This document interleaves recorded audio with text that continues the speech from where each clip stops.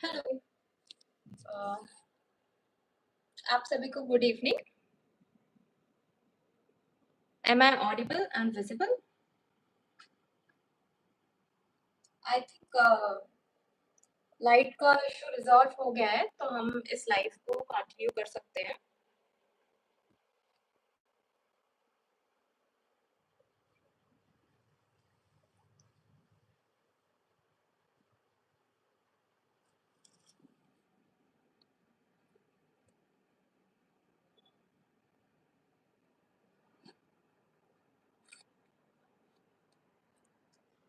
I am good.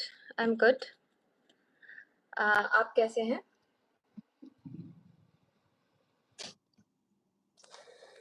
Questions हम लोग last में लेंगे। First I will address some common questions, उसके बाद हम स्पेसिफिक क्वेश्चंस को एड्रेस कर सकते हैं।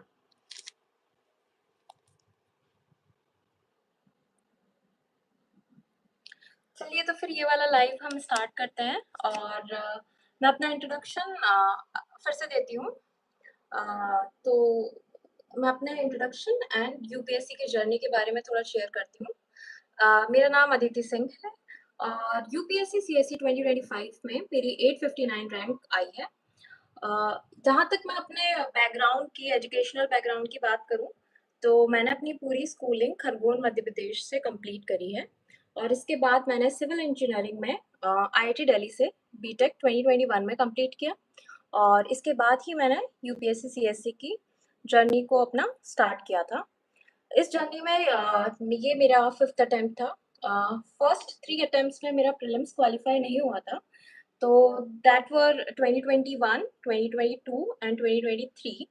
2024 में I got 105 marks in prelims. And उसी साल मैंने UPSC CSC mains and UPSC forest का मेंस लिखा था। हाउएवर वो मेंस क्वालिफाई नहीं हो पाया मेरा। एंड फाइनली जो सिलेक्शन मेरा हुआ है वो यूपीएससी सीएससी 2025 में हुआ है। इसके साथ ही मैंने दूसरी एग्ज़ाम्स की भी तैयारी करी है एंड दूसरी एग्ज़ाम्स को भी देने का प्रयास किया है। फॉर एग्ज़ाम्पल यूपीपीएससी 2024 का भी इंटरव्यू दिया है मैंने। और साथ ही मैं नाबार्ड मेंस 2023 दिया था। एंड यूपीएससी सीडीएस सेकंड की एग्ज़ाम दी थी, एसएसबी इंटरव्यू में मैंने अपीयर किया था। हाउएवर वहाँ पर भी मेरा क्वालिफिकेशन नहीं हुआ है। तो ये यूपीएससी सीएससी 2025 में ये मेरा फाइनल सिलेक्शन था। अब हम कुछ क्वेश्चंस को डिस्कस कर लेते हैं जो कि काफ़ी कॉमन है। तो फर्स्ट जो क्वेश्चन मेरे पास है वो ये है कि हम प्रीलिम्स की तैयारी कैसे करें, जीएस वन एंड सीसेट दोनों को अगर हम इंक्लूड करके देखते हैं तो सबसे पहले मैं सीसेट का क्वेश्चन एड्रेस करती हूँ। सीसेट में 3 चीज़ें होती हैं। सबसे पहले है आपका कॉम्प्रिहेंशन, रीडिंग कॉम्प्रिहेंशन। सेकंड चीज़ जो है सीसेट में वो है हमारा रीजनिंग एंड थर्ड है क्वांट। तो ये 3 चीज़ें हैं। इन 3 में हम कुछ भी 2 को एकदम स्ट्रॉन्ग रखें एंड एक 3 में से कुछ किसी भी एक को अगर हम नॉर्मल रख के इन तीनों की बेसिक तैयारी कर लें, साथ में कुछ पीवाईक्यूज को सॉल्व कर लें, तो सीसेट हमारा हैंडल हो सकता है। अगर मैं अपनी बात करती हूँ तो सीसेट के लिए स्पेसिफिकली मैंने ज़्यादा कुछ नहीं किया है। सिर्फ मैंने रीडिंग कॉम्प्रिहेंशन में जो प्रीवियस ईयर जो कॉम्प्रिहेंशंस आए थे उनको सॉल्व किया था और कुछ फॉर्मूलेस देखे थे और इसी के साथ ही मैंने पीवाईक्यू सॉल्व किया था। यहाँ तक इससे मेरा सीसेट कंप्लीट हो गया था। तो मैं ज़्यादा सीसेट के बारे में नहीं बता सकती हूँ क्योंकि सीसेट मैंने लाइक स्पेसिफिकली सीसेट के लिए प्रिपेयर नहीं किया है। अब नेक्स्ट क्वेश्चन पे हम आते हैं कि जीएस के लिए हम प्रीलिम्स के लिए क्या फॉलो करें स्ट्रैटेजी। तो मेरी जो स्ट्रैटेजी रही है वो ये है कि मुझे 1 मिनट दीजिएगा।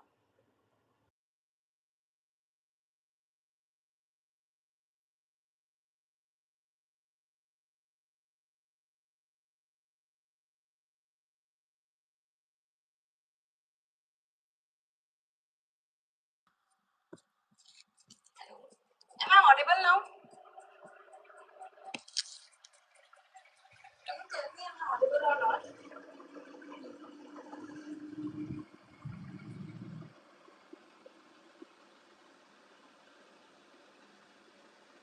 Okay. फैन की आवाज से ज्यादा दिक्कत तो नहीं हो रही है ना?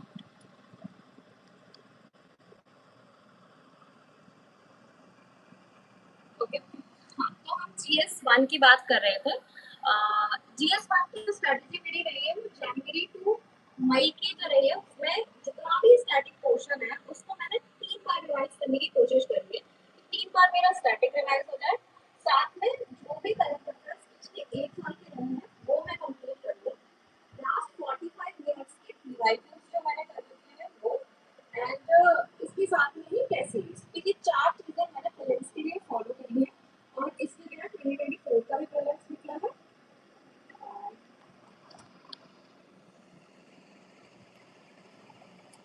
Hello,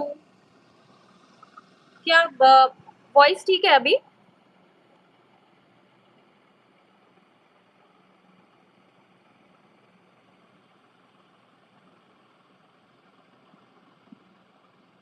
hello, okay, fine.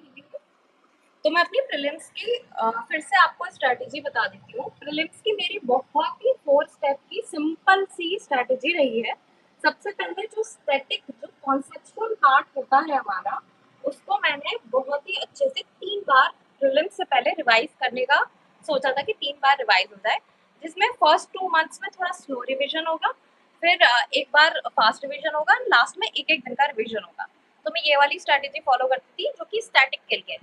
साथ में पिछले 1 साल के करंट अफेयर्स, जिसके लिए मैंने खुद के मंथली मैगजीन से नोट्स बना रखे थे। इसके लिए मैंने विजन की मंथली मैगजीन फॉलो करी थी। थर्ड चीज जो मैंने प्रीलिम्स के लिए की है वो ये है कि 45 लास्ट 45 इयर्स के पीवाईक्यू सॉल्व किए हैं, जो कि 1979 से लेकर 2025 तक के थे। जो अभी तक 2024 या 2025 तक के जो पीवाईक्यूज है वो। इसके साथ ही मैं टेस्ट सीरीज को मैंने किया था टेस्ट, कुछ सेक्शनल टेस्ट एंड कुछ फुल लेंथ टेस्ट। साथ ही में मैंने just to take the experience of कि एग्जाम हॉल कैसा रहेगा, तो मैंने विजन का अभ्यास दे रखा है जिसमें 3 टेस्ट होते हैं प्रीलिम्स के। तो ये मेरा प्रीलिम्स का स्ट्रैटेजी रहा है। नेक्स्ट अगर मैं बात करूँ कि मेरा मेंस का क्या स्ट्रैटेजी रहा है, तो मेंस में सबसे पहले मैं एथिक्स की बात करना चाहूँगी। तो एथिक्स में मैंने अतुल गर्ग सर के पीवाईक्यूज को फॉलो किया है। साथ में मैंने अपने सीनियर के एक टॉपर हैं उनके मैंने नोट्स उठाए, उसी में अपना एडिशन किया है। मैंने बहुत सारे ऑनलाइन रिसोर्सेज से एग्जाम्पल्स, फैक्ट्स या फिर कुछ भी एथिकल एग्जाम्पल्स है, नॉन एथिकल एग्जाम्पल्स है, वहाँ से मैंने बहुत सारे एग्जाम्पल्स अपने कलेक्ट कर लिए थे। इसके साथ ही टॉपर्स कॉपी, मैंने 10 टॉपर्स कॉपी को फॉलो किया है। मैं आपको बताऊंगी कि कैसे फॉलो किया है वो। एंड इसके साथ ही मैंने इसमें टेस्ट की राइटिंग करी है। अ, ये बहुत इम्पोर्टेंट बात होती है कि जो हम टेस्ट लिख रहे हैं वो इवेल्युएट भी करें। तो इसके इवेल्युएशन के लिए मैंने अपने मेंटर को ये इवेल्युएशन भेजा था। तो मेरे mentor Ravi sir from Versatile IAS वहाँ के डायरेक्टर रहे हैं, जिन्होंने काफ़ी अच्छे से इवेल्युएशन करके बताया था। एंड ये भी बोला था उन्होंने कि कहाँ पर क्या मिस्टेक हो रही है इंट्रोडक्शन में। जैसे मैं कई बार कोर्स से इंट्रोडक्शन शुरू कर देती थी इंस्टेड ऑफ कि क्वेश्चन की डिमांड क्या है, तो मैं बस कोर्स से इंट्रोडक्शन को कर देती थी, तो वहाँ कुछ गलतियाँ हो रही थी, तो उन्होंने वो रेक्टिफाई किया था, गलतियों को सही करवाया था। अगर मैं बाकी जीएस की बात करती हूँ, मेंस की स्ट्रेटजी की बात करती हूँ, तो वो भी स्ट्रेटजी हमारी लेयर्स में चलेगी। सबसे पहले बेस मटेरियल, सिलेबस का एक एक पॉइंट, जितने भी पॉइंट है GS1 में, GS2 में, GS3 में, उन सबके पास मैंने अपने खुद के नोट्स बनाए थे। या फिर जो नोट्स अवेलेबल नहीं है तो मैं किसी भी टॉपर्स के बेसिक मटेरियल जो नोट्स होते थे उनको उठा लेती थी और वहां से अपना वैल्यू एडिशन कर लेती थी, जहां से मुझे करना होता था ऑनलाइन रिसोर्सेज का यूज करके। कुछ कोचिंग के मटेरियल्स है, जैसे मैंने विजन का बैम मटेरियल यूज किया था, प्रहार जो ओलीआईएस का प्रहार मटेरियल होता है मेंस के लिए वो यूज किया था, इंटरनेट का काफी इस्तेमाल किया मैंने, तो वहां से मैंने उसमें एडिशन कर लिया। तो ये मेरी फर्स्ट लेयर थी मेंस। जो सेकेंड लेयर मेंस की जो जाएगी वो है पीवाईक्यूज की। तो मैंने ओनली आईएएस के जो पीवाईक्यू सॉल्व पीवाईक्यूज होते हैं वहां से जल्दी जल्दी सारे पीवाईक्यूज को कंप्लीट कर दिया एंड जो भी एडिशन मेरे को करना था एक अलग से नोट्स पीवाईक्यू के बना लिए थे मैंने मेंस के सारे सब्जेक्ट्स। इसके साथ ही मैं करंट अफेयर्स के लिए मेंस के लिए, तो करंट अफेयर्स के लिए मैंने जैसा आपको बताया कि विजन आईएएस का मैंने मंथली मैगजीन किया था।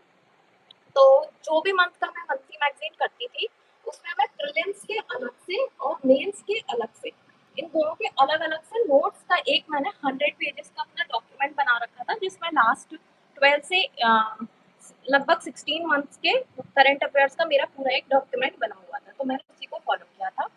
प्रीलिम्स के बाद के करंट अफेयर्स की अगर मैं बात करूँ तो मैंने 365 फॉलो किया है बस, उसके अलावा और कुछ नहीं फॉलो किया है।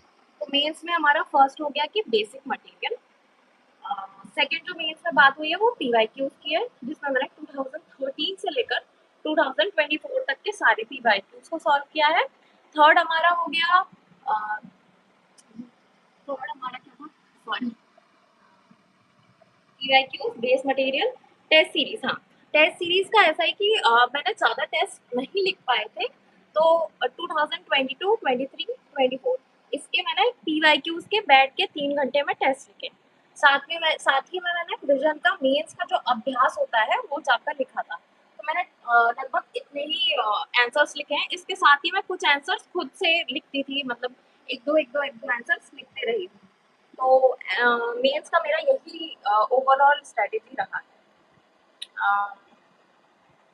अगर मैं बात करूँ एसए की, तो एसए का मेरा स्ट्रेटेजी ये रहा था कि जितना भी मैंने पढ़ा है मैं उसको बहुत अच्छे से प्रेजेंट कर पाऊँ। तो एसए का बस मेरा यही अंडरस्टैंडिंग होता था कि एसए एक ऑथर के पॉइंट ऑफ व्यू से आना चाहिए, ऑथर बीइंग मी, आंसर जो भी मैं ऐसे लिख रही हूँ मेरे पॉइंट ऑफ व्यू से आना चाहिए। तो मैं उसको एज अ क्वेश्चन आंसर के फॉर्म में लिखती थी कि ये चीज़ को मैं क्वेश्चन कर रही हूँ, फिर मैं उस चीज़ को आंसर करूँगी, ताकि वो ऐसे थोड़ा सा डायनेमिक बना रहे। साथ ही मैं इस टाइप के मैं जो ऐसे में जो भी मैं ऐसे लिख रही थी मैं एग्जाम में, वो वैसा ही चूज करती थी जो कि कम लोग चूज करें। तो थोड़ा सा डिफरेंट मैंने टॉपिक चूज किए हैं ऐसे में। तो ये हो गया मेरा ऐसे का स्ट्रेटेजी। साथ ही में मैंने 2-3 ऐसे लिखे थे एग्जाम से पहले और मैंने उनको इवेल्युएट करवा लिया था। ऐसे के लिए इतना ही किया मैंने। नेक्स्ट अगर हम बात करें ऑप्शनल की, तो मेरा ऑप्शनल सोशियोलॉजी रहा है। सोशियोलॉजी में मैं सबसे पहले आपको बता देती हूँ कि सोशियोलॉजी के सिलेबस में क्या है और मेरी सोशियोलॉजी की स्ट्रैटेजी क्या रही है। तो सबसे पहले है कि sociology paper 1 and paper 2। Paper 1 की जो सोशियोलॉजी है उसमें काइंड ऑफ वेस्टर्न सोशियोलॉजी बताई गई है एंड पेपर 2 में इंडियन सोशियोलॉजी आती है। तो मेरा स्ट्रेटेजी सोशियोलॉजी को लेकर ये था कि सबसे पहले जो फर्स्ट 3 टॉपिक्स थे सोशियोलॉजी के उसके मैंने अलग से कर लिया था वो। नेक्स्ट मैंने कंबाइंड स्टडी करी है पेपर 1 एंड पेपर 2 की।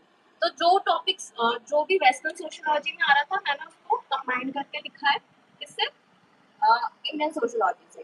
तो इसके साथ ही क्या होता था कि दोनों पेपर्स को मैं साथ में पढ़ती थी, तो इससे मेरा जो रिसोर्स पूल था वो भी ज़्यादा बड़ा हो गया था, मेरे पास कंटेंट ज़्यादा रहता था और मैं पेपर 1 का कंटेंट पेपर 2 में भी यूज़ कर लेती थी और पेपर 2 का कंटेंट पेपर 1 में भी यूज़ कर लेती थी। ये वाली स्ट्रेटेजी मेरी सोशियोलॉजी की है। बाकी सोशियोलॉजी की अगर मैं आंसर राइटिंग की बात करूँ तो यहाँ पर मैंने पैराग्राफ्स का यूज़ किया है क्योंकि सोशियोलॉजी में डीपर अंडरस्टैंडिंग हमको दिखानी होती है। तो ये सोशियोलॉजी की स्ट्रैटेजी रही है मेरी। साथ ही सोशियोलॉजी में अगर मैं रिसोर्सेज की बात करूँ तो मैंने ब्रेनस्टॉर्म सोशियोलॉजी का जो बेसिक नोट्स था वो उठाया है। नितिन सांगवान सर की बुक है, वहाँ से कुछ नोट्स बनाए हैं।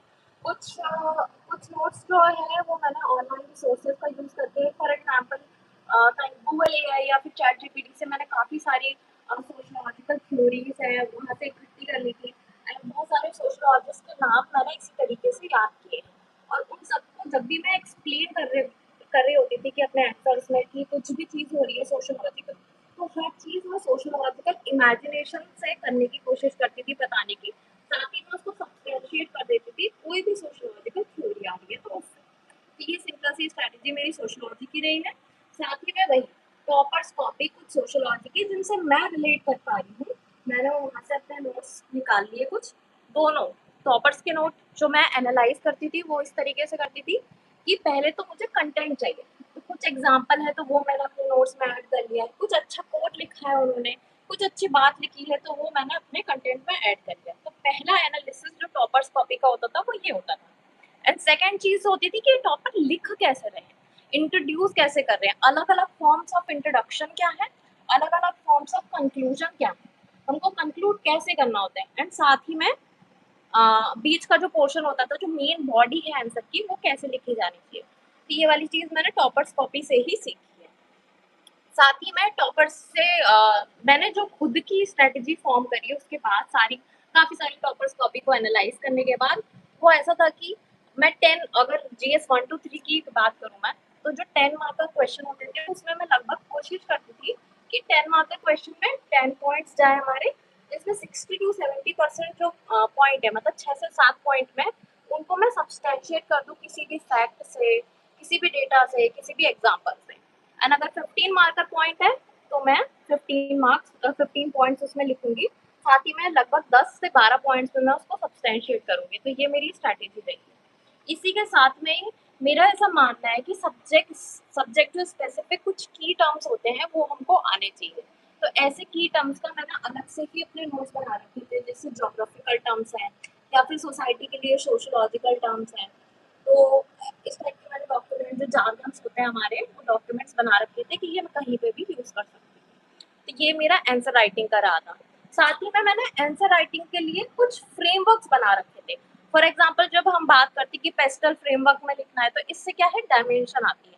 साथ ही में कुछ अलग फ्रेमवर्क्स की अगर मैं बात करूँ तो जैसे मैं कई बार क्रोनोलॉजिकल अप्रोच में आंसर लिख देती थी कि इंडिविजुअल के ऊपर क्या असर होगा, किसी भी चीज़ का इम्पैक्ट होगा तो कैसे होगा, फिर कम्युनिटी के ऊपर कैसे होगा, फैमिली के ऊपर कैसे होगा, पूरी सोसाइटी के ऊपर, नेशनल लेवल पर, इंटरनेशनल लेवल पर। इस तरीके से थोड़ा डीपर एनालिसिस हो जाता था मेरा, और ज़्यादा सोचना नहीं पड़ता था मेंस में आंसर लिखने से पहले। तो ये मेरी मेंस की स्ट्रेटजी रही है। कुछ और questions? Next question, book list या सोर्सेस क्या रहे हैं मेरे। तो प्रीलिम्स के लिए जो हम बेसिक सोर्स मटेरियल जो यूज़ करते हैं वही मैंने भी यूज़ किए थे।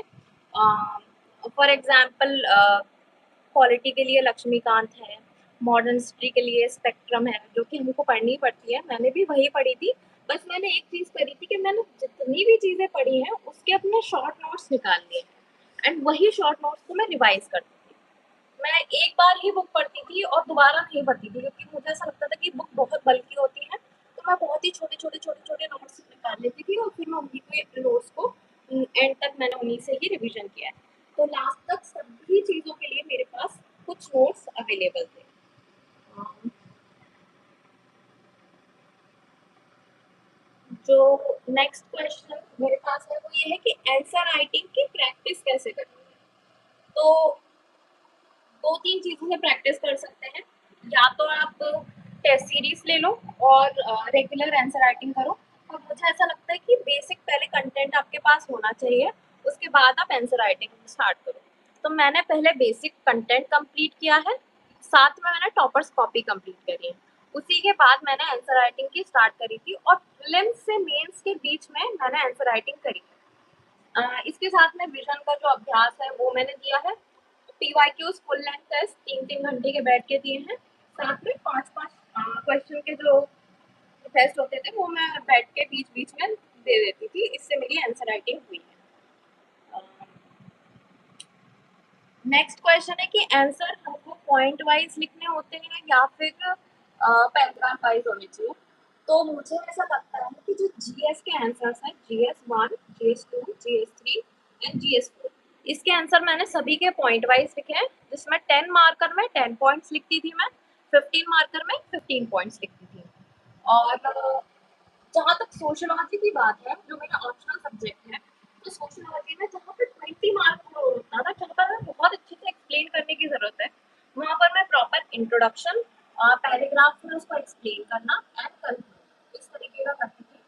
एंड सोशियोलॉजी में जो 10 मार्क का आते हैं, वहाँ पे मैं पॉइंट वाइज लिख देती थी। तो मैं पॉइंट वाइज ज़्यादा प्रेफर करती हूँ। मुझे ऐसा लगता है कि पॉइंट वाइज लिखने से आप बहुत ही प्रिसाइजली और क्रिस्पली बता सकते हो एग्जामिनर को कि आप बताना क्या चाहते हो उसमें। पॉइंट वाइज लिखने में एक और अच्छी बात ये होती है कि आप बहुत सारे डायमेंशन को ऐड कर सकते हो। बाकी पॉइंट वाइज लिखने का मेरा तरीका ये होता था कि सबसे पहले मैं किसी भी पॉइंट में एक कीवर्ड ऐड करती थी। कीवर्ड के बाद मैं उसके बाद थोड़ा सा एक्सप्लेन करती थी उस कीवर्ड को, एंड साथ ही मैं उसमें एग्जांपल डाल के तुरंत कोई फैक्ट कोई डेटा से उसको सब्सटेंशिएट कर दिया। तो ये मेरा पॉइंट बहुत ही शॉर्ट में कंप्लीट हो गया। तो 2-3 लाइन से ज़्यादा लंबा पॉइंट नहीं होता था। ये कुछ आंसर राइटिंग है। नेक्स्ट चीज़ है कि फ्लो चार्ट एंड डायग्राम्स बनाने चाहिए या नहीं बनाने चाहिए। तो मुझे ऐसा लगता है कि फ्लो चार्ट एंड डायग्राम बहुत ही इम्पॉर्टेंट चीज़ होती है कुछ कुछ सब्जेक्ट्स में। फॉर एग्जांपल ज्योग्राफी में अगर आप कोई भी डायग्राम बनाओगे एक्सप्लेन करने के लिए तो वो बहुत ही पॉजिटिव चीज़ होती है। साथ ही में मैंने कुछ कुछ डायग्राम्स या फिर कुछ फ्लो चार्ट्स अलग से मैंने लिख रखे थे कि मैं अगर यहाँ पे ऐसे कुछ होगा तो ये वाला फ्लो चार्ट बना दूंगी। तो वो मेरे नोट्स में था कि मुझे कहाँ कहाँ कौन से फ्लो चार्ट बनाने हैं। फॉर एग्जाम्पल मैंने GS1 में फ्लो चार्ट बनाए हैं एंड GS4 में फ्लो चार्ट बनाए हैं। जहाँ तक GS3 की बात है तो साइंस एंड टेक या साइंस एंड टेक के जो क्वेश्चन थे, जैसे कि एक CCUS का एक क्वेश्चन आया था अंडरग्राउंड कार्बन स्टोरेज का, तो मैंने वहाँ तुरंत एक डायग्राम से उसको बता दिया कि ऐसा ऐसा होना चाहिए। ऑल्सो अगर हमारे पास कम टाइम बचा है तो हम फ्लो चार्ट की मदद से जो भी बात कहना चाह रहे हैं एग्जामिनर तक पहुंचाना चाह रहे हैं वो हम तुरंत ही जल्दी से बना सकते हैं। तो उससे क्या होता है स्पेस भी कवर हो जाती है और वो चीज़ जो भी चीज़ें हैं हम छोटे छोटे में लिख सकते हैं। लेकिन फ्लो चार्ट कम ही बनाओ तो ज़्यादा सही है। अगर बहुत ज़्यादा इमरजेंसी है तो उस टाइम पे ये वाले फ्लो चार्ट हम बना सकते हैं। साथ साथ ही आप अगर फ्लो चार्ट बना रहे हो तो बहुत ही शॉर्ट में उसको साइड में कंप्लीट कर दो ताकि आप पूरी क्वेश्चन की डिमांड को एड्रेस कर पाओ। ठीक है, तो ये हो गया। नेक्स्ट क्वेश्चन जो मेरे पास है वो ये है कि प्रीलिम्स मेंस एंड इंटरव्यू में अगर कोई क्वेश्चन नहीं आता है तो उसको आंसर कैसे करना है, आंसर करना है या नहीं करना है। तो सबसे पहले हम प्रीलिम्स की बात करते हैं। प्रीलिम्स में जो मेरी स्ट्रेटेजी होती थी वो ये होती थी कि अगर मुझे कोई क्वेश्चन आता है तो मैं उसको अटेम्प्ट करूंगी, उसको मैं उसी समय अटेम्प्ट कर देती थी। अगर कोई क्वेश्चन 50-50 आता है तो मुझे ये क्वेश्चन मैं पक्का अटेम्प्ट करती थी। अगर मुझे कोई तीन ऑप्शन अगर मैं एलिमिनेट नहीं कर पा रही हूँ ये वाले कि 4 ऑप्शन में से, तो मैं उसको स्किप करती थी क्वेश्चन को, या फिर मुझे बिल्कुल नहीं आ रहा है तो मैं उसकी तरफ बिल्कुल देखती भी नहीं थी कि ये क्वेश्चन नहीं आ रहा है। मेरा सिंपल सा ये था कि एक्यूरेसी होनी चाहिए एंड मैं ज़्यादा क्वेश्चन सॉल्व करती थी। तो लगभग मैंने हर अटेम्प्ट में जिसमें मेरा प्री निकला है उसमें लगभग 80 से 90 क्वेश्चन अटेम्प्ट किए हैं और एक्यूरेसी मेंटेन करने की कोशिश करी है। और जो क्वेश्चन मुझे बिल्कुल नहीं आता है, जहाँ पर मैं बिल्कुल गैस मार्क भी नहीं कर पाती हूँ, तो वो वाले क्वेश्चन को मैंने बिल्कुल अवॉइड किया। नेक्स्ट क्वेश्चन ये कि अगर मेंस में कोई क्वेश्चन नहीं आ रहा है तो क्या करें। तो अगर जैसे मान लीजिए कि कई बार ऐसा होता है कि ज्योग्राफी में स्प्राउट का क्वेश्चन था जो कि मुझे नहीं आ रहा था, तो सबसे पहले मैं बाकी क्वेश्चंस को अटेम्प्ट कर देती थी कि बाकी क्वेश्चन जो मुझे आ रहे हैं वो पहले लिख दो। अब लास्ट में जो टाइम बचा है मुझे उससे रिलेटेड जो समझ में आ रहा है मैं वो लिख देती थी कि मेंस में ये लिखना है। साथ ही में अगर मेंस में कुछ एड्रेस करने को बोला गया है तो मैं वो वाली हेडिंग बना देती कि उस क्वेश्चन में कुछ नहीं आ रहा है तो ये वाली हेडिंग बना के कुछ उसमें बारे में कुछ लिख दो पॉइंट्स में। तो इसी तरीके से मैंने मेंस के आंसर्स और जो मुझे बिल्कुल ही नहीं आते वो वाले एड्रेस किए हैं। अगर मैं इंटरव्यू की बात करूँ जहाँ पर मुझे बिल्कुल भी क्वेश्चन नहीं आ रहा है तो मैं सिंपली जो बोर्ड मेंबर्स हैं मैं उनसे बोलती थी सॉरी सर ये वाला क्वेश्चन मुझे नहीं आता है। आप डायरेक्टली बोल सकते हो कि बिल्कुल नहीं आता है क्वेश्चन। कई बार वो आपको सामने से बोलेंगे कि आप कुछ और गैस करें या आप कुछ और बताएं, तो आप अगर आपको आ रहा है तो आप बता सकते हैं, अगर नहीं आ रहा है तो सॉरी सर बोलकर आगे बढ़ सकते हैं। नेक्स्ट क्वेश्चन जो मेरे पास है कि प्रीलिम्स और मेंस की तैयारी साथ साथ में करनी चाहिए या अलग अलग करनी चाहिए। तो मेरी स्ट्रेटेजी ये रही है कि जो हमारे कॉमन सब्जेक्ट है जो कोर सब्जेक्ट है उनकी जब कॉन्सेप्ट बिल्डिंग की टाइम आएगी तब प्रीलिम्स और मेंस की तैयारी साथ में चलेगी। फॉर एग्जांपल कोई इकोनॉमी का कॉन्सेप्ट है, पॉलिटी जब हम पढ़ रहे हैं, ज्योग्राफी पढ़ रहे हैं या हिस्ट्री पढ़ रहे हैं, ठीक है, तो ये वाले जो सब्जेक्ट है इन्वायरमेंट है इनका स्टैटिक पढ़ रहे हैं, तो इनमें हमको प्रीलिम्स और मेंस को साथ में लेकर चलना पड़ेगा। लेकिन जब स्पेसिफिकली प्रीलिम्स जब पास में आने वाला होता है जनवरी से, तो मैं प्रीलिम्स पे शिफ्ट कर जाती थी। तो मेरी वही स्ट्रेटेजी रहती थी कि 3 बार रिवीजन करना है, टेस्ट देने हैं, पीवाईक्यू सॉल्व करने हैं लास्ट 45 ईयर्स के, और साथ ही में करंट अफेयर्स का रिवीजन करना है। ये मेरी प्रीलिम्स की थी। जून से लेकर दिसंबर तक के बीच में मैं मेंस पे ज़्यादा फोकस करती थी, जहाँ पर मेंस का मेरा कंटेंट तैयार हो जाए, मेंस का थोड़ा सा मेरा रिवीजन रहे, मेंस में जो भी एक्स्ट्रा एडिशन करना है, वैल्यू एडिशन करना है, वो वाला मैं इस टाइम पे कंप्लीट करती थी। नेक्स्ट क्वेश्चन जो हमारे पास है वो ये, यूपीएससी के पीवाईक्यूज कितने ज़्यादा इम्पोर्टेंट हैं और इन पीवाईक्यूज को हम कैसे एनालाइज करें। ठीक है, तो यूपीएससी के जो पीवाईक्यू होते हैं, जहाँ जहाँ तक मैंने आपको बताया है कि मैंने 45 इयर्स के प्रीलिम्स के पीवाईक्यूज को सॉल्व किया था, क्योंकि यूपीएससी में बहुत ज़्यादा रिपीट वैल्यू होती है पीवाईक्यूज की। नॉट नेसेसरीली कि वो क्वेश्चन एज इट इज उठ के आ जाएगा, पर कई बार ऑप्शन सेम बन जाते हैं, कई बार थीम्स रिपीट होती है यूपीएससी की। तो यूपीएससी के जो क्वेश्चंस हैं उनको एनालाइज कैसे करना है, तो वो मैंने ऐसे किया था कि 1979 से लेकर 1995 के डायरेक्टली जो क्वेश्चंस पूछे गए हैं काफ़ी सिंपल थे, तो उनको एज अ फैक्ट मैंने अपना एक अलग नोट बना लिया था। 1995 से लेकर 2013 के क्वेश्चन थे, इसमें मैंने क्या किया था कि जो भी क्वेश्चन पूछा गया है उससे रिलेटेड जो भी टॉपिक है वो कंप्लीट कर लिया है, और साथ ही में उसके सारे ऑप्शंस भी देख लिए कि ये ऑप्शन है तो इस ये ऑप्शन क्यों बना है यूपीएससी में, या फिर ये ऑप्शन कोई ज्योग्राफी का कुछ क्वेश्चन है तो ये कहाँ पर है, तो मैपिंग पे तुरंत देख लिया मैंने। तो इस तरीके से 1995 के से 2013 के क्वेश्चन किए। अब 2013 से 2025 इन क्वेश्चंस को मैंने दो तरीके से सॉल्व किया। पहला है कंटेंट के लिए, तो मैंने सब्जेक्ट वाइज सॉल्व किया, जिसमें सारे ऑप्शन को हमको एनालाइज करना है और क्वेश्चन क्या पूछा जा रहा है उसको एनालाइज करना है, किस टॉपिक से पूछा जा रहा है ये एनालाइज करना है। तो हमको इससे ये चीज पता चलेगी कि कहाँ से कौन सा थीम रिपीट हो रहा है, यूपीएससी कहाँ से ज्यादा क्वेश्चन पूछ रही है। सेकेंड जो तरीका मेरा 2014 से लेकर 25 तक का जो यूपीएससी के पीवाईक्यूज का था, वो ये था कि मैंने ईयर वाइज क्वेश्चन सॉल्व किए। तो मैं बैठ के पेपर लगाती थी और मैं उसमें ये जानने की कोशिश करती थी कि कोई कीवर्ड यूपीएससी यूज कर रहा है, या फिर कहीं पर वो कुछ गलत बताने की कोशिश कर रहा है, कोई स्टेटमेंट इसी तरीके से क्यों लिख रहा है। तो इससे क्या हुआ कि मेरा एमसीक्यू एप्टीट्यूड जो होता है, एक गैसिंग पावर आपके अंदर आ जाती है इतने पीवाईक्यू सॉल्व करने के बाद, तो वो इस तरीके से आई है। तो फाइनली अगर मैं कंक्लूड करूँ तो यूपीएससी की जो 45 इयर्स के मैंने क्वेश्चन सॉल्व किए हैं, जिसमें 2013 से लेकर 25 में दो तरीकों से सॉल्व किए। एक है सब्जेक्ट वाइज, एक है ईयर वाइज। इससे मेरा कंटेंट वाला पार्ट भी कंप्लीट हो गया है और दूसरा मेरा एमसीक्यू एप्टीट्यूड भी डेवलप हो चुका है। तो मैं जब ये आपकी स्ट्रॉन्ग पीवाईक्यू पूरी जब बेहतरीन होती है ना, तब आप एग्जाम में कॉन्फिडेंटली जाकर आप पेपर लिख सकते हैं। तो इसकी वजह से 2024 में भी एंड 2025 में भी काफ़ी कॉन्फिडेंटली एंड काफ़ी अच्छे मार्जिन से मेरा प्रीलिम्स निकला है।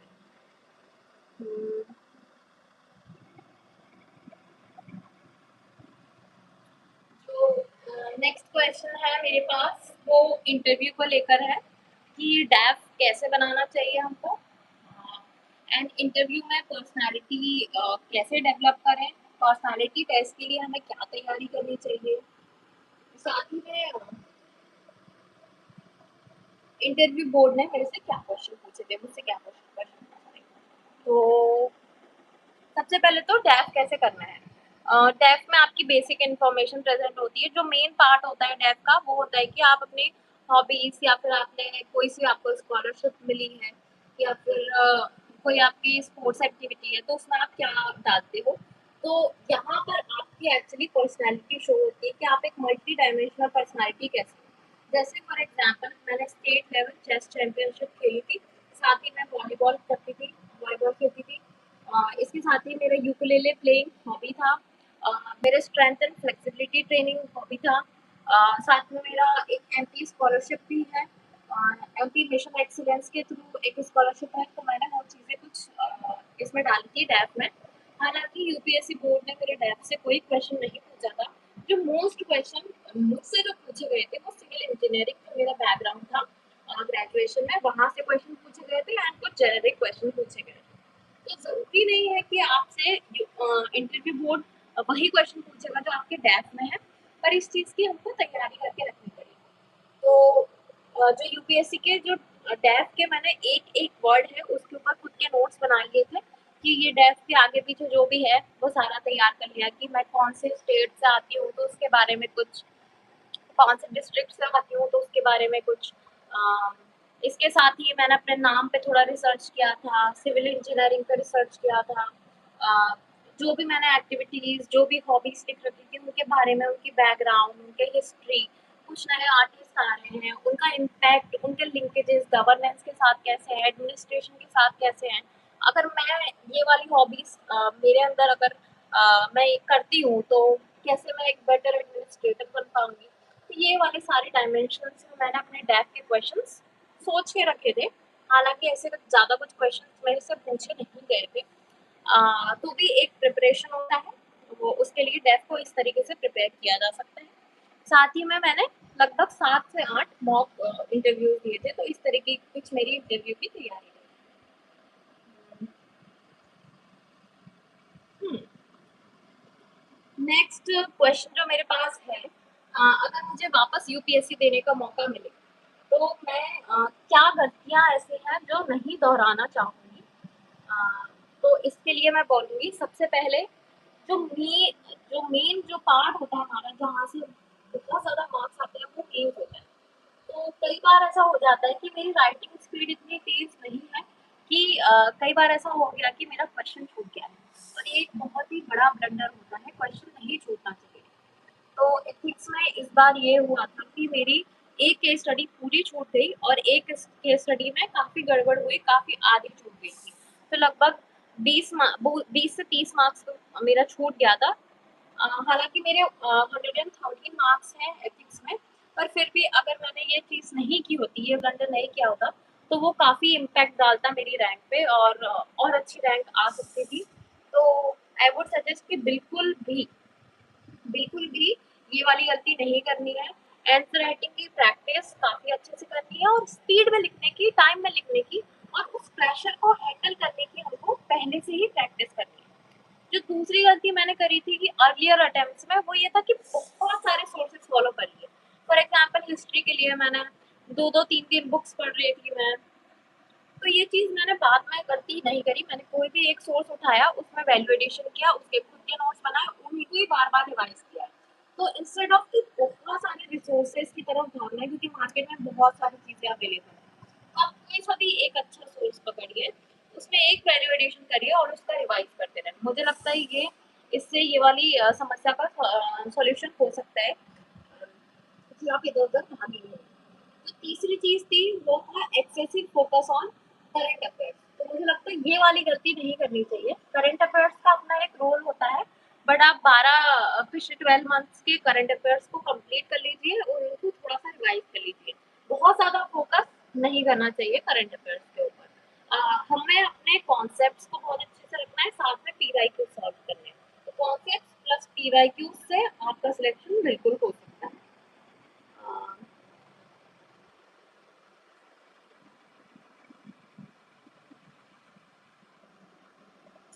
नेक्स्ट क्वेश्चन वक्त हो गया था, क्या मैं ऑडिबल हूँ? चेक कर सकते हैं। फाइन, चेक कर सकते हैं। Fine,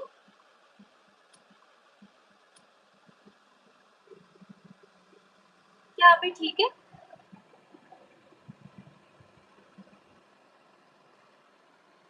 okay okay, let's continue. जो नेक्स्ट क्वेश्चन मेरे पास है कि सिलेबस हमें समझ नहीं आता है और सिलेबस को कैसे एनालाइज किया जाए मेंस के सिलेबस। तो सबसे पहले मैं ये सजेस्ट करूंगी कि सिलेबस हमको पता होना चाहिए। कई बार क्या होता है कि हम बार-बार सिलेबस भूल जाते हैं। तो मैंने अपना सिलेबस प्रिंट कराकर हर जगह पे रख रखा था कि ये सिलेबस मुझे बार-बार पढ़ना है। तो सिलेबस का हर एक-एक पॉइंट मुझे याद होना चाहिए।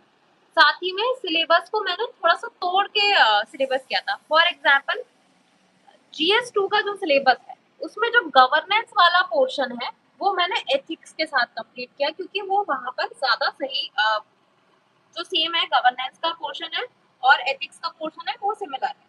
सेकंड चीज, जो GS2 में सोशल जस्टिस का जो पोर्शन है वो मैंने GS1 के सोसाइटी के साथ कंप्लीट किया था। GS3 में सिलेबस काफी सिंपल है कि 5 हिस्सों में डिवाइडेड है। फर्स्ट है आपका economy, agriculture, science and tech, disaster management, environment and internal security. तो इसमें आपको सिलेबस बहुत अच्छे से डिवाइडेड है।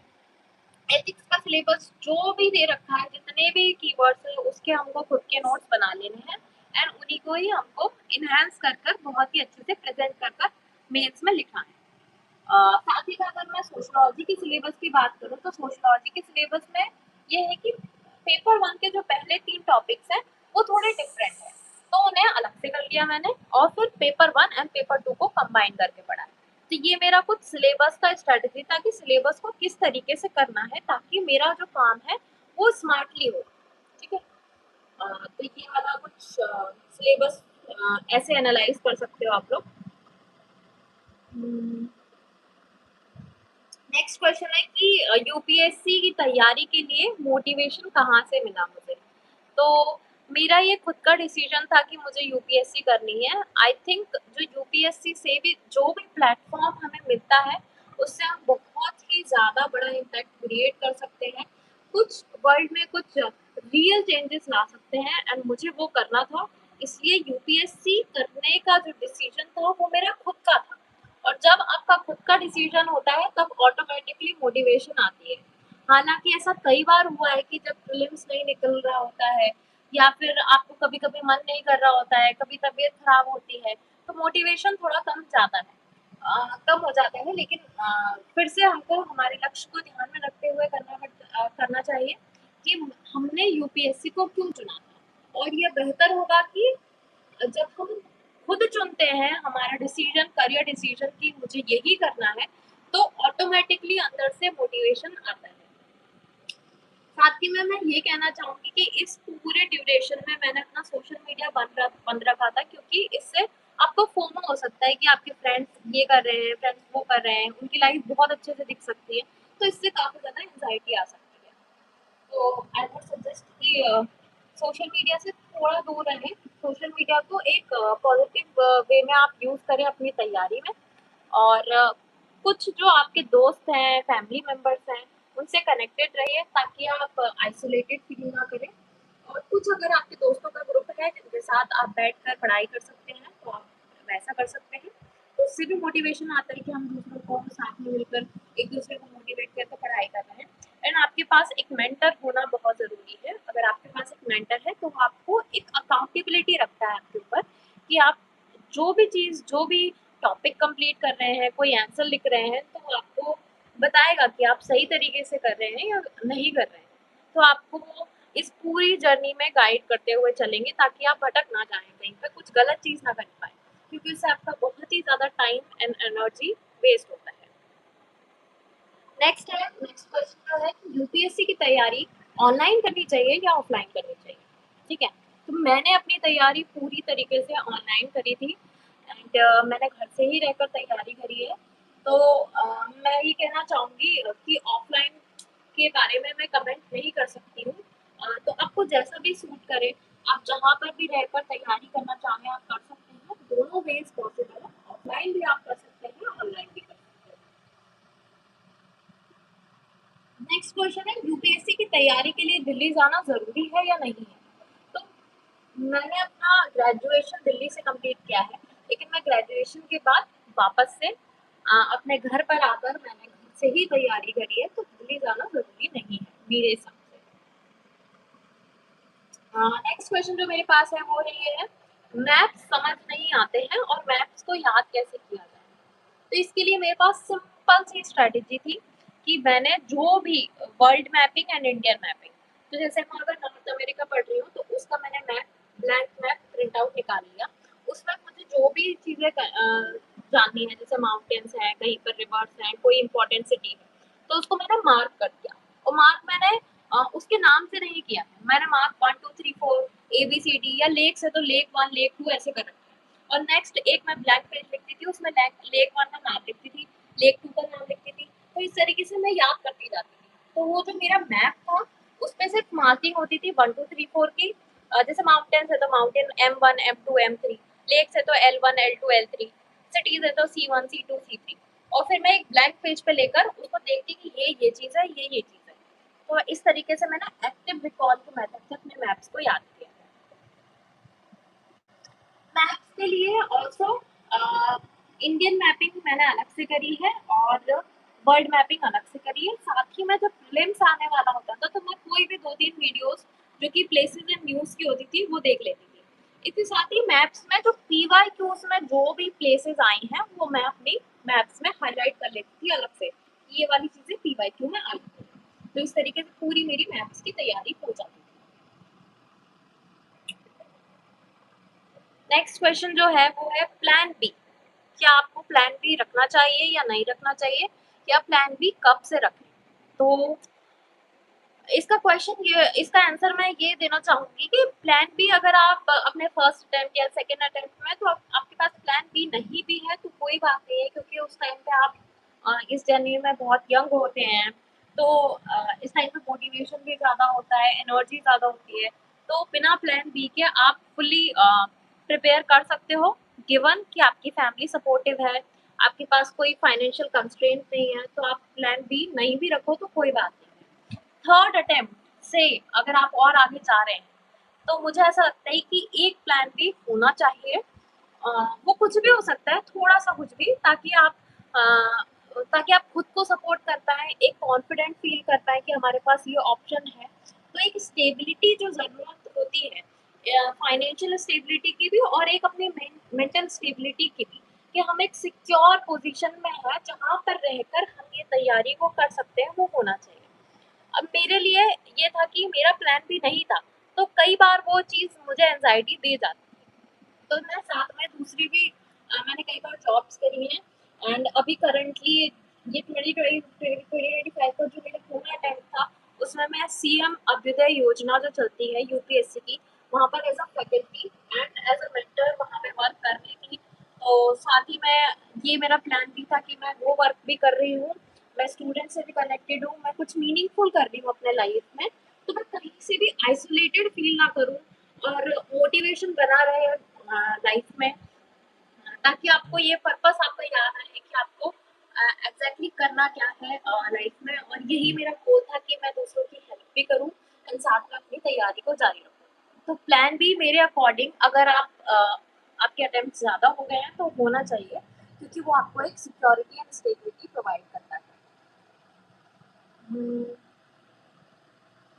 जो नेक्स्ट क्वेश्चन मेरे पास है, आई थिंक ये लास्ट ही क्वेश्चन है कि रिवीजन कैसे करें और अगर डिस्ट्रैक्शन आ रहा है तो उससे कैसे बचें। तो रिवीजन का मेरा सिंपल सा स्ट्रैटेजी यही रहा है कि मैंने जो भी सोर्सेस को उठाए हैं, मैंने उसके तुरंत शॉर्ट शॉर्ट नोट्स बना लिए हैं और रिवीजन के लिए मैं वही शॉर्ट नोट्स को बार बार पढ़ती थी।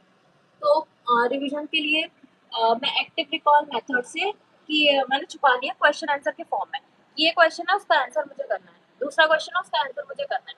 तो इस तरीके से मुझे काफ़ी चीज़ें याद भी रहती थी और मेरा रिवीजन ईजिली हो जाता था। खुद के short notes plus active recall, ये मेरी रिवीजन की स्ट्रैटेजी रही है।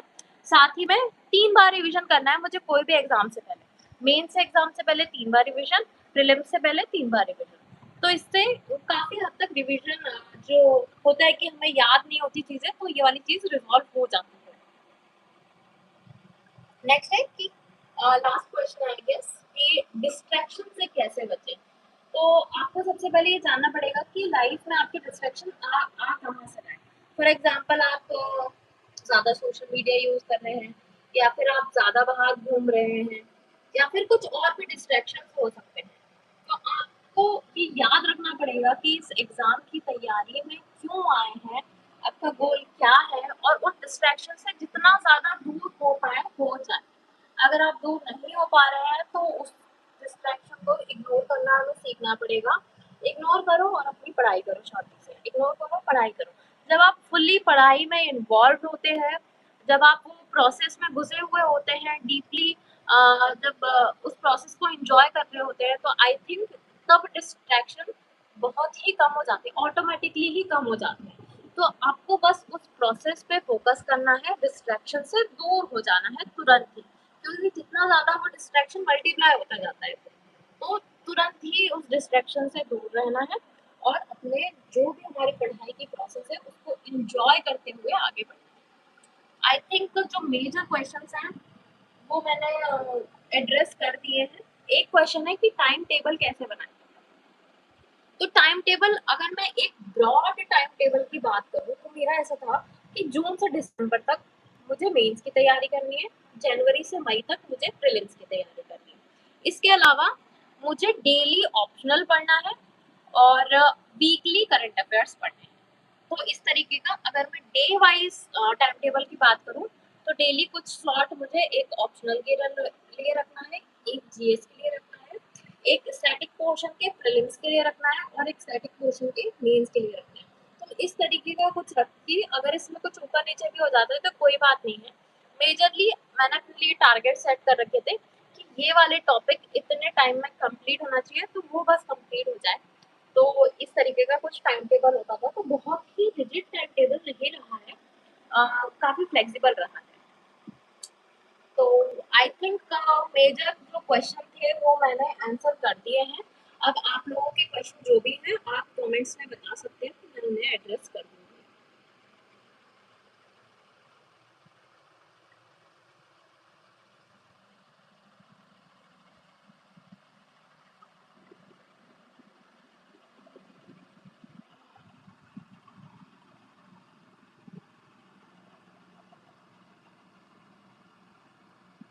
अच्छा, अगर रिवीजन स्ट्रेटजी कुछ बच्चे पूछ रहे हैं तो रिवीजन के लिए मैं अपनी स्ट्रेटजी बता देती हूँ।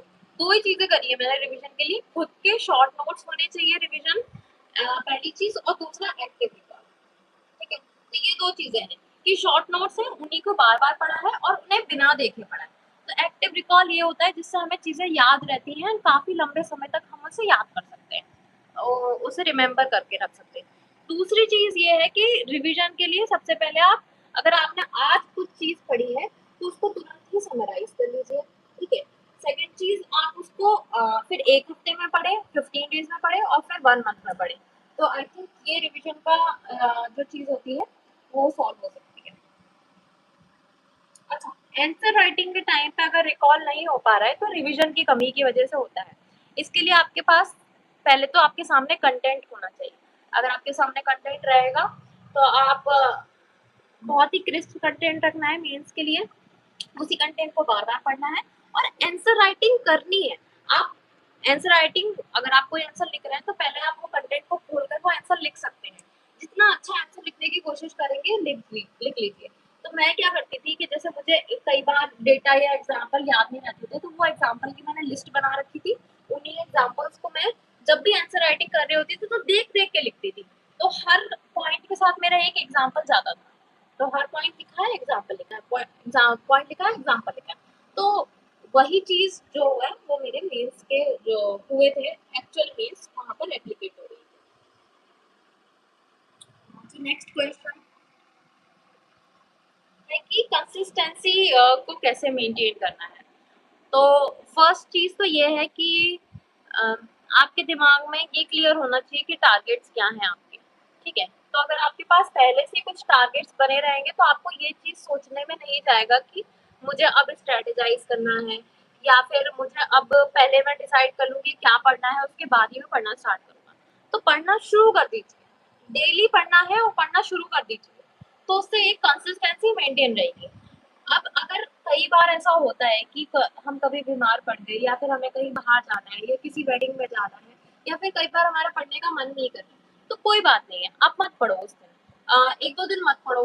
ठीक है, थोड़ा सा रिलैक्स भी कर सकते हो, बट ये बात ध्यान रखनी चाहिए कि जो गैप है वो बहुत ज्यादा लंबा ना हो और आप तुरंत ही वापस से रिज्यूम कर ले अपनी पढ़ाई को। तो इस तरीके से आपको एक्टिवली ये अपने दिमाग में रखना पड़ेगा कि इस एग्जाम के लिए कंसिस्टेंसी बहुत ज़रूरी है और अगर हम नहीं रहेंगे कंसिस्टेंट तो सिलेक्शन नहीं होगा। तो कंसिस्टेंट होने की बहुत ज़्यादा ज़रूरी है। हाँ। और कोई क्वेश्चन है आपके तो आप मुझसे पूछ सकते हैं। अच्छा, मेरे टेलीग्राम चैनल तो मेरा इंस्टाग्राम एंड टेलीग्राम चैनल दोनों है। टेलीग्राम पे मेरा चैनल का नाम है यूपीएससी एंड अदिति नाम से मेरा चैनल है। एंड इंस्टाग्राम मेरा अदिति सिंह नाम से है, बुद्धि एंड बियॉन्ड नाम से ये चैनल है, तो आप सर्च कर सकते हैं बुद्धि एंड बियॉन्ड। एंड टेलीग्राम जो चैनल है वो यूपीएससी एंड अदिति नाम से है, यूपीएससी एंड अदिति।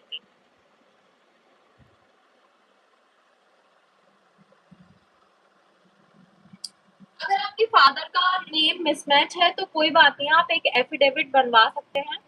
यूपीएससी ये चीज को काफी ज्यादा दिक्कत नहीं आती है, एफिडेविट बनाकर आप दे सकते हैं कि फादर नेम डिफरेंट है। एजुकेशनल बैकग्राउंड मेरे हिसाब से मैटर नहीं करता है, क्योंकि अल्टीमेटली जो चीज इस एग्जाम को आपको पार करने के लिए चाहिए वो है कंसिस्टेंसी, है हार्ड वर्क, है अपने मन में आपको एक सेल्फ कॉन्फिडेंस होना चाहिए, और साथ में ही मेंस में मार्क्स आने चाहिए। ठीक है, मेंस एंड इंटरव्यू इन दोनों चीजों को जोड़कर मार्क्स आने चाहिए बस आपकी, वो आपकी रैंक डिसाइड करती है, वो आपकी सक्सेस डिसाइड करती है, आपका एजुकेशनल बैकग्राउंड नहीं डिसाइड करता है। करंट अफेयर्स को कैसे कवर करना है, तो मेरा जो तरीका होता था कि मैं पूरे मंथ में 2 दिन ऐसे निकाल लेती थी कि इस दिन मुझे करंट अफेयर्स करने हैं। मंथली मैगजीन उठाया मैंने और एक वर्ड का डॉक्यूमेंट बना दिया, जिसमें मैंने प्रीलिम्स स्पेसिफिक जो करंट अफेयर्स है उसी डॉक्यूमेंट में ऐड कर दिया, मेंस स्पेसिफिक सिर्फ कीवर्ड कीवर्ड कीवर्ड ऐड कर दिए।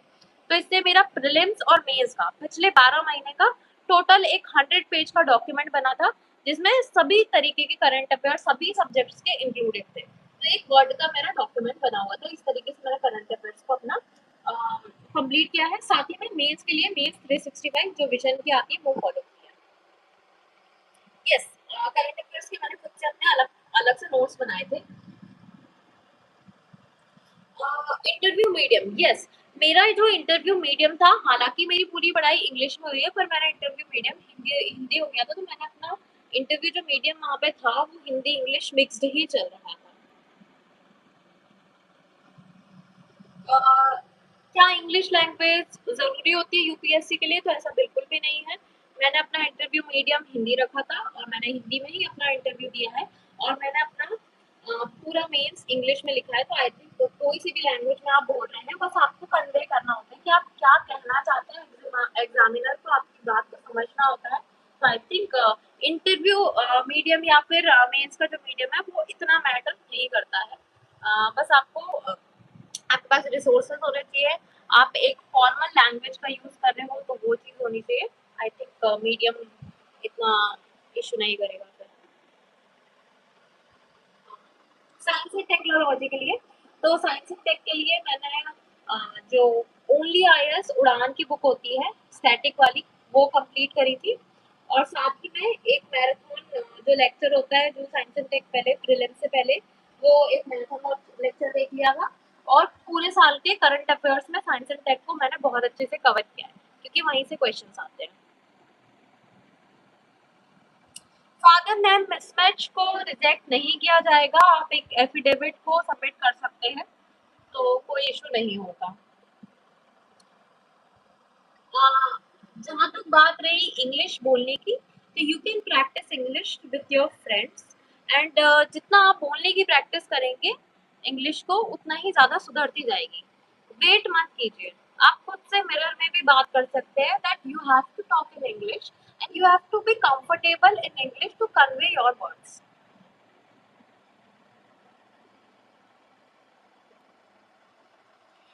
You can rely only on standard books for IS instead of standard books. I do not understand this question.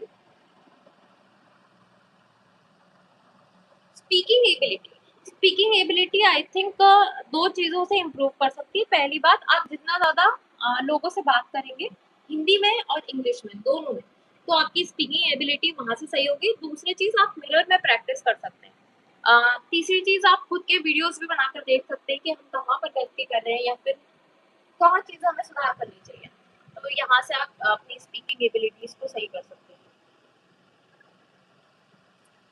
मैंने कितने साल प्रिपेयर किया है, तो मैं 2022 से प्रिपेयर कर रही हूँ, तो it has been long journey. 2023 to तो ऑलमोस्ट 5 इयर्स की जर्नी मेरी हो चुकी है। I am not from Madhya Pradesh, मैंने अपना स्कूलिंग मध्य प्रदेश से किया था, but I am from UP.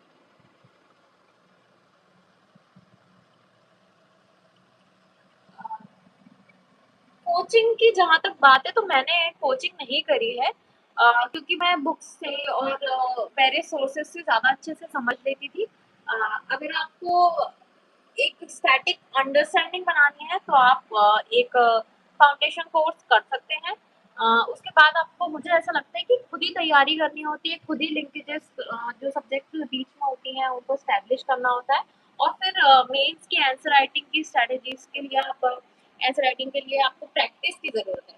तो पीवाईक्यूज को बहुत ज़्यादा ध्यान में रखते हुए आप अपनी तैयारी को जारी रखें।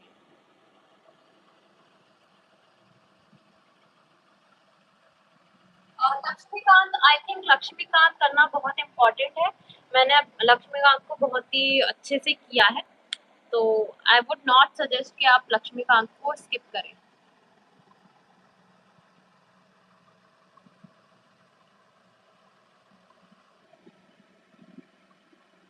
आधा क्वेश्चंस, कोई भी जेन्युइन डाउट है तो आप पूछ सकते हैं, फिर हम ये लाइव को एंड करते हैं।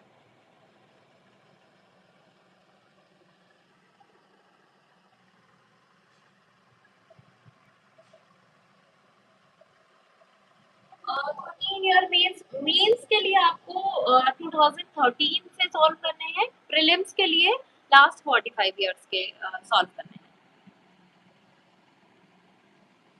पैसेजेस के लिए आप ये कर सकते हैं कि लगभग 200 से 250 पीवाईक्यू के पैसेजेस हैं, तो आप वो पैसेजेस को खुद ही सॉल्व करके देखें, यूपीएससी का जो ऑफिशियल आंसर की में जो आंसर है वो देखें। फिर आप वहां से कीवर्ड्स को देखना पड़ेगा कि ये कीवर्ड्स है तो क्या पूछा जाएगा। ठीक है, तो उस तरीके से आप पैसेजेस को सॉल्व कर सकते हैं। ऑल्सो आप यूट्यूब पे एक कोई सा भी वीडियो देख सकते हैं जहाँ पर एक्सप्लेनेशन होता है उन कीवर्ड्स का, कि अगर ये कीवर्ड दे रखा है तो क्या सही आंसर होना चाहिए, कि अजम्पशन बेस्ड है तो ये आंसर होगा।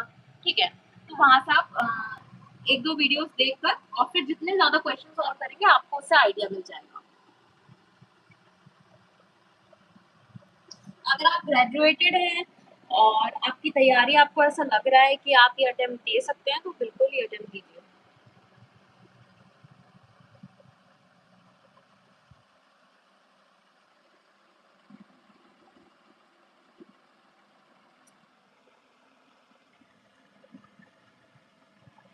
इस जर्नी ने आपको कैसे चेंज किया है? आई थिंक ये जर्नी इतनी लंबी हो जाती है कि आपको बहुत ही पेशेंट रहना सिखा देती है। पेशेंस, एंजाइटी से कैसे डील करना है, डिप्रेशन से कैसे डील करना है। जब आपकी लाइफ में आपकी फैमिली मेंबर्स भी अगर डाउट करने लग जाएँ, आपके फ्रेंड्स डाउट करने लग जाएँ या आपके फ्रेंड्स आपसे आगे निकल जाएँ, तो ये सब चीज़ों को डील करने के लिए आपको एज़ अ पर्सन ग्रो करती है, एज़ अ पर्सन स्ट्रॉन्ग बनाती है। एंड फाइनली जब सिलेक्शन होता है तो काफ़ी आप एक हम्बल पर्सनैलिटी निकल कर आते हैं। तो मुझे ऐसा लगता है कि knowledge wise and mental strength जो ये एग्ज़ाम प्रोवाइड करती है, वो ये जर्नी आपको सिखाती है।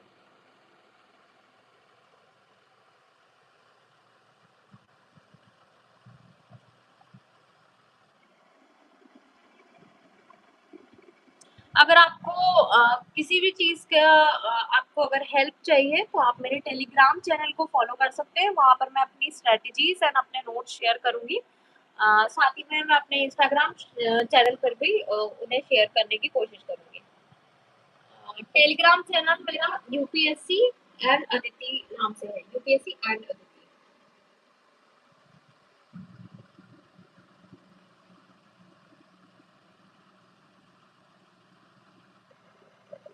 नोट्स कैसे बनाना है? तो नोट्स आप 2 तरीके से बना सकते हैं। या तो आप बेस मटेरियल किसी भी टॉपर नोट्स को उठा लीजिए और उसी में अपना वैल्यू एडिशन कर लीजिए, अगर आपके पास टाइम है।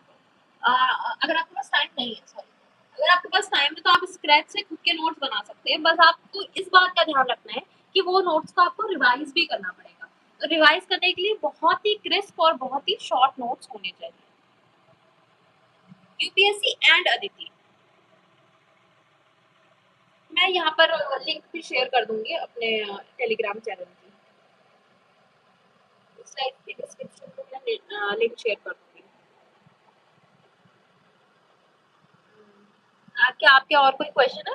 हम कुछ लास्ट 1-2 क्वेश्चंस ले लेते हैं, फिर हम ये लाइव को ऐड करते हैं।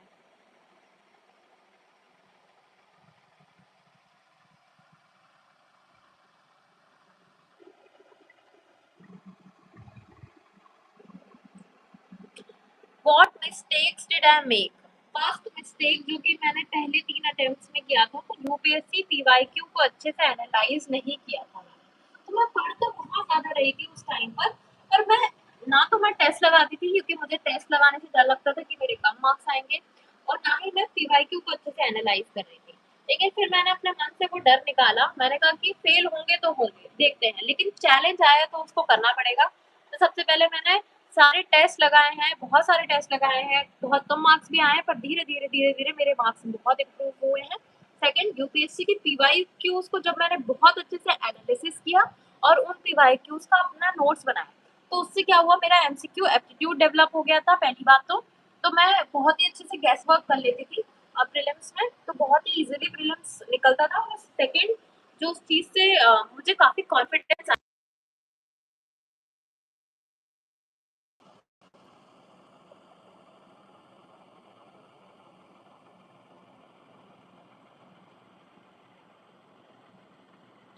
इन्वायरमेंट इन इकोलॉजी के लिए मैंने सुदर्शन गुर्जर सर के जो 6 पिलर्स उन्होंने करवा रखे थे इन्वायरमेंट के, वो कंप्लीट किए थे। इसके साथ में मैंने बहुत ही अच्छे से इन्वायरमेंट के करंट अफेयर्स एंड पीवाईक्यूज को एनालाइज करके उन्हीं नोट्स में ऐड कर दिया था। मैं सारे टेस्ट मैंने घर पे ही रहकर दिए हैं, तो आप घर पे रहकर भी कर सकते हैं। जहाँ तक इवैल्यूएशन की बात है, तो आप 2 तरीके से, अगर आपको सेल्फ इवैल्यूएशन करना है, तो आप टॉपर्स कॉपी को देखकर और मॉडल आंसर से कर सकते हैं। अगर आपके पास कोई मेंटर है, तो आप उनकी हेल्प ले सकते हैं इवैल्यूएशन के लिए, या फिर साथ में आपके कोई पीयर ग्रुप्स हैं, जो कि इस एग्ज़ाम की तैयारी कर रहे हैं, तो आप उनसे भी सेम ही वे में इवैल्यूएशन करवा सकते हैं। टॉपर्स कॉपी के लिए मैंने पिछले 2-3 साल के टॉपर्स जिनके, जैसे जीएस वन के कोई टॉपर है जिनके बहुत अच्छे मार्क्स आए हैं, तो मैंने उनकी टॉपर्स कॉपी देखी है। पहला चीज़ ये। दूसरी चीज़, कौन सी टॉपर कॉपी से मैं रिलेट कर पा रही हूँ। तो जो मेरा राइटिंग स्टाइल जिन टॉपर का सेम है, तो उसी तरीके से मैंने वो वाली टॉपर्स कॉपी को ज़्यादा देखा है।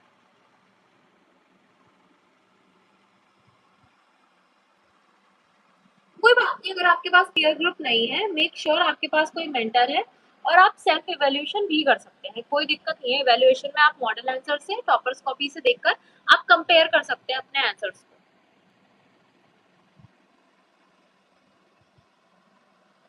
जो पहले के कुछ अटेम्प्ट्स हैं, उसमें मेरे मेंटर मेरे पास नहीं थे। बाद में मैं अपने मेंटर से जुड़ी, अपने सीनियर्स से जुड़ी।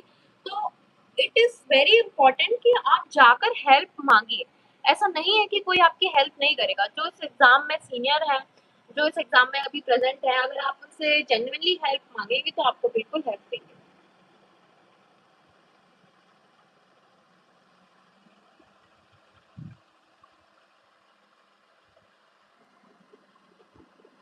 चलिए ठीक है, हम ये सेशन को एंड करते हैं। आई थिंक काफ़ी क्वेश्चंस को हमने एड्रेस कर दिया है। And I would like to thank you UPSC time कि आपने इतने अच्छे प्लेटफॉर्म प्रोवाइड किया ताकि मैं अपनी स्ट्रैटेजी शेयर कर सकूं और आप सभी के साथ इंटरेक्ट कर सकूं। तो okay, good night everyone. I think हम इस सेशन को एंड करते हैं। Thank you.